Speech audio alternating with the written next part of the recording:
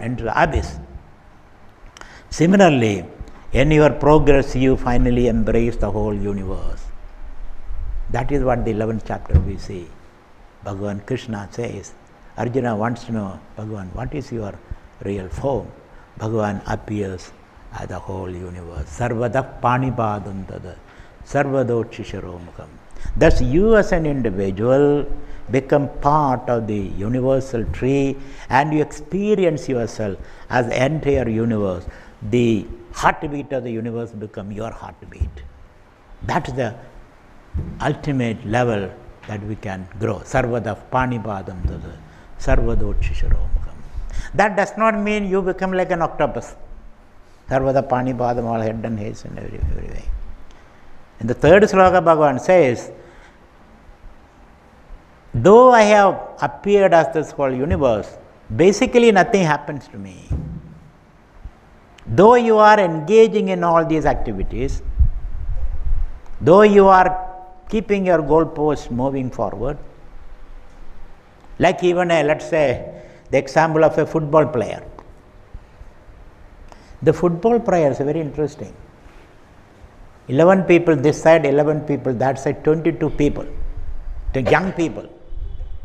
Young people, energetic people, they jump into the stadium and they all are kicking the one ball around, isn't it? And I thought they are moving toward the goal to pick the goal up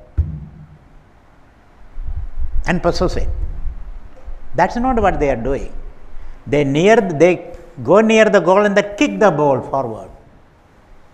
They are not interested in picking up the ball. When you pick up the ball, then you are out of the game, isn't it? So just as you move towards the ball and then you kick the ball, and as you reach the ball, you kick it further.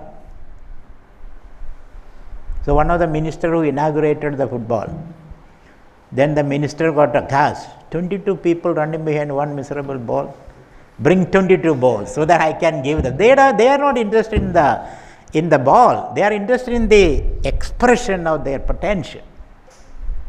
They enjoy in that expression. They don't want to possess the ball. Similarly, as you reach the goal, you go beyond the goal also. As you reach the goal, you are deepening your experience. You are getting an opportunity to express your potential. That is what the young man is interested in. Not picking up the ball and run away from the place. That's not his interest. So thus, by keeping your goalpost moving it forward, you really experience Brahman. So this Brahman experience is a continuous experience. And different people have got different goals. Everybody need not have the same goal. Each one of you have to set your goals, because you alone know what you really want. I cannot tell you. If I tell you, I will become a sannyasi. But that may not be your path. If I am an unmarried person, I will say, you remain unmarried. If I am a Kathakali person, you say, learn Kathakali. Isn't it? But that may not be your path. So each one of you interrogate yourself and discuss and discover what is your deepest core needs. And explore that and express that. And in that you don't have to compare yourself with the other. The other may be very successful doctor. You need not be a successful. You need not be. Even if you pursue that line, you may not become a successful doctor. You can be a successful, let us say, barber. Why not? As alone, you can be a successful barber. Whether you are a barber or a brain surgeon doesn't matter. If you are a good barber, even Clinton will come for a haircut to you, President of America.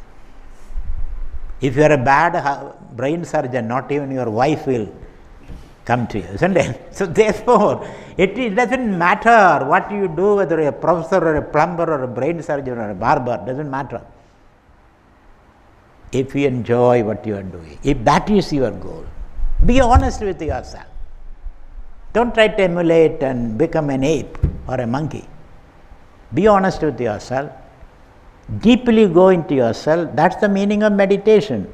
The deep reflective meditation is to discover your potential, your desire, your need, and then try to fulfill that. And in your effort to fulfill that need, you will be able to express your potential, your happiness. Your essential nature is happiness. Thus, by keeping the goalpost moving, and the best example I can see is Mahatma Gandhi. Mahatma Gandhi set a goal that India must gain freedom as early as possible. That was his goal. And he had an ashram in Ahmedabad. 1930 he started on the 1930-28 he started the Dandi March. I may be wrong in the exact date, maybe 1928. He declared that I will not come back to this place, my ashram, unless India gains freedom. And he walked. He walked out of the ashram. These are very symbolic acts. I will not come back to this ashram unless India gains freedom. I will come to the ashram only in a free India. And then he, like a madman, got out of the ashram. And some other people, not knowing where is he going, they also followed him. That's what happened. They don't know what happened to this old man. He was almost 63, 65 at that time. And then he walked and walked and walked. Others also followed him, and he went to the Arabian Sea and picked some salt water. Though it is a very simple act, it shook the foundation of the British Empire in India. Because same thing was repeated all over the country. There is a great excitement in the country.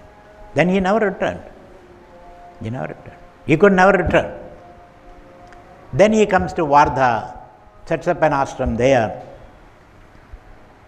and then he travels all over the country. And finally, by the effort of all these people, Gandhi, Subhas Bose, and all those people, British people got tired, and then they gave us freedom. When India got freedom, Gandhi should have been the first person to be there, because Patel, Nehru, Maulana Azad, all of them were disciples of Gandhi. He could have become the Prime Minister, actually the President. Rajaji can become the General, the President. Why not Mahatma Gandhi? No, he was not there. Instead of celebrating the independence, instead of unfurling the tricolor flag, Gandhi was somewhere else.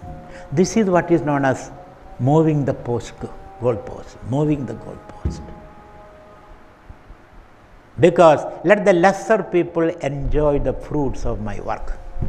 I planted a tree.